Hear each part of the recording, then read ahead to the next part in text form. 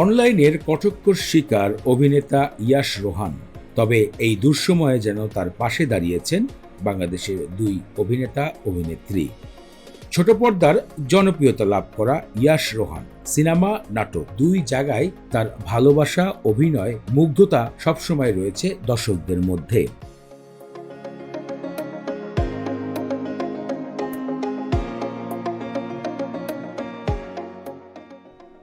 সম্প্রতি তার ফেসবুক পোস্টকে ঘিরে হলো এক নতুন ঘটনা। দুর্গা মার বিজয়ের দশমীর দিনে তিনি মাথায় সিঁদুর দিয়ে মন্দিরে ছবি তুলে প্রকাশ করেছেন এবং লিখেছেন তার ক্যাপশনে শুভ বিজয়া।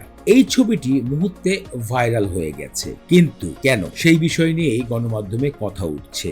নেটিজেনদের মধ্যে এবার নতুন এক প্রশ্ন ছুড়ে দিয়েছেন তিনি, কারণ অনেকেই মনে করতেন ইয়াশ রোহান আসলে মুসলিম ধর্মের অধিকারী। তাই অনেকেই কমেন্টে লিখেছেন, মুসলমান ভেবে ভুল করা আমি। অনেকে তো লিখেছেন, আমি তো একদিন তাকে আমাদের ভাই মনে করতাম।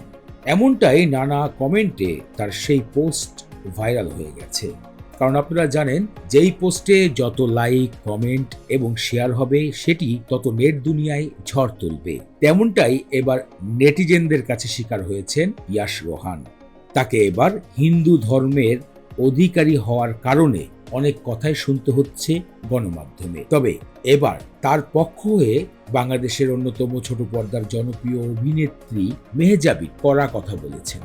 অন্যদিকে ইয়াশ রোহানের বিষয় নিয়ে গণমাধ্যমে কথা বলেছেন বর্তমান সময়ের জনপ্রিয় অভিনেতা আরশ খান। তিনি বলেন, ইয়াশ রোহান বাংলাদেশের অন্যতম অভিনেতাদের মধ্যে একজন, যার অভিনয় ব্যক্তিগত উভয় আমার প্রিয়। অভিনেতা ইয়াশকে তার ধর্ম বা সে কোন অঞ্চলের মানুষ তা রিপ্রেজেন্ট করে না, বরং নিজের শিল্পী গুণাবলী দিয়েই দেশের মানুষকে, বাংলাদেশকে প্রতিনিধিত্ব করেন।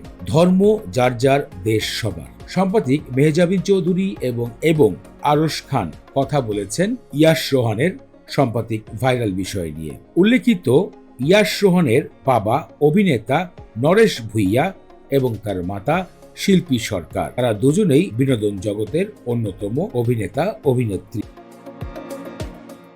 ইয়াশ রোহান বড় পর্দায় স্বপ্নজাল, যেটি পরিচালনা করেছিলেন গিয়াস উদ্দিন সেলিম, সেই সিনেমার মাধ্যমে বড় পর্দায় অভিষেক ঘটে।